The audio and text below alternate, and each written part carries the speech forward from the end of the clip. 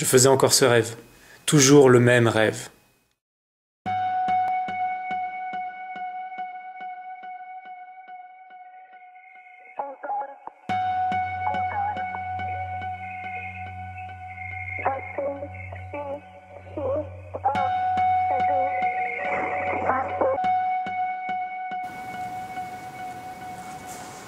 Non mais pas deux fois, Joël. Joël. Écoute Pierre, on a peu de temps.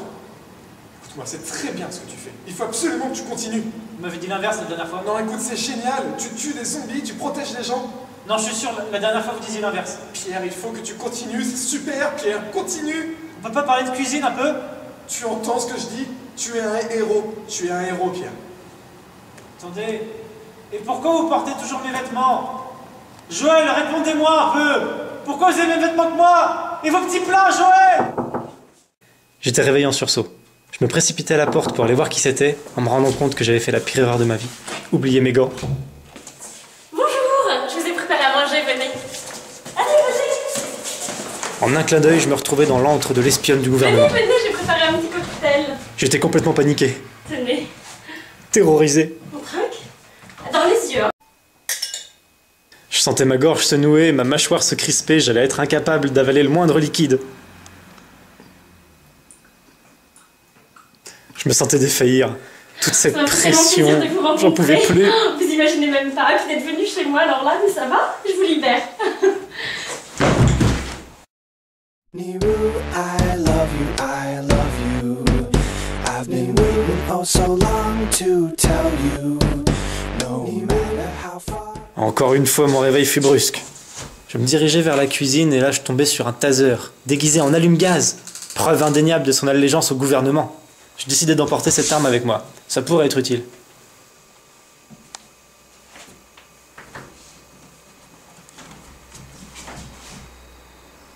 Ce n'est que quelques jours plus tard, lors d'une de mes rondes matinales, que je tombais sur elle. Je faillis bien la manquer. Elle était invisible, indétectable, telle une feuille morte en plein automne. Elle se déplaçait dans les rues avec l'agilité du kangourou et la grâce du fennec.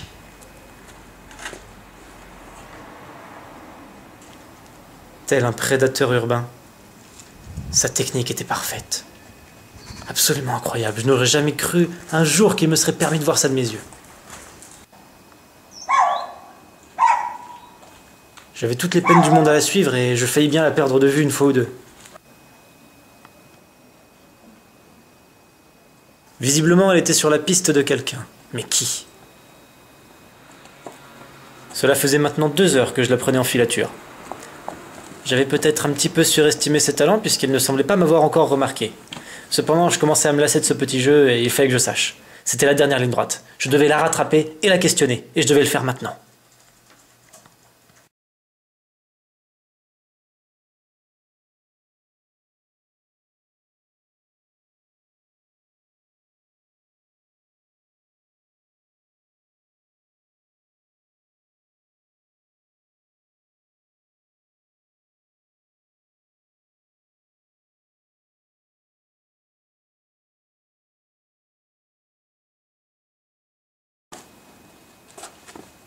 Qu'est-ce que vous faites? Mais là c'est. Vous en avez pas? Ah ouais? Ouais, Et vous? je me promène. Ah ouais? Ouais. Sympa les gants. Sympa la chemise. C'est quoi dans votre dos? Et vous? C'est pour tuer des zombies? Ouais. Et vous? Ouais aussi. Je m'appelle Émilie Dupuis. Et je n'ai aucune maladie sexuellement transmissible. Cette fille n'avait pas l'air très claire, mais je me décidais quand même à la suivre. C'est là. Et comment tu fais pour pas te faire repérer par le gouvernement? Attends de voir mon cul, j'ai... Chut.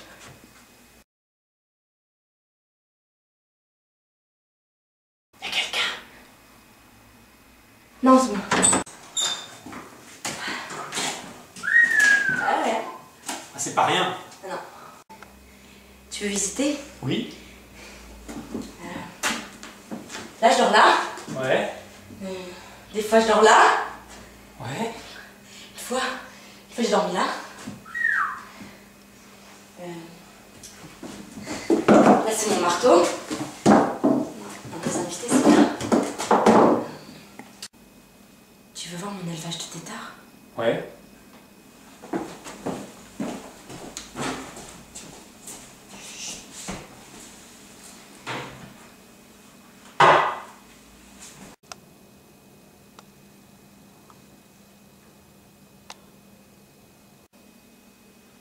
Ils sont morts.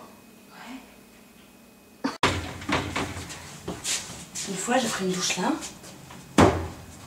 Des fois, je bois là. Comment tu fais pour vivre sinon? Je cache tout sous une lampe. Ah, c'est discret. Et tout en petites coupures de vin. Coupure de vin, c'est pas des petites coupures.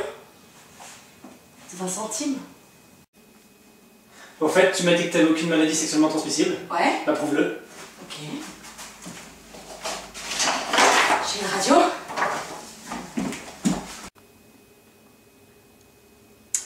Effectivement.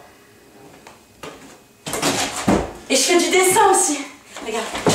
Là, c'est mon chat, mais il est mort. Et ça, c'est moi. C'est un beau chat. Au revoir.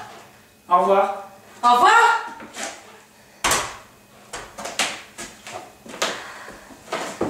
Ah, je suis bien chez moi.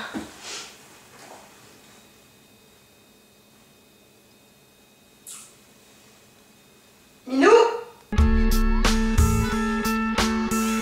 Bonjour, je vous ai pris un...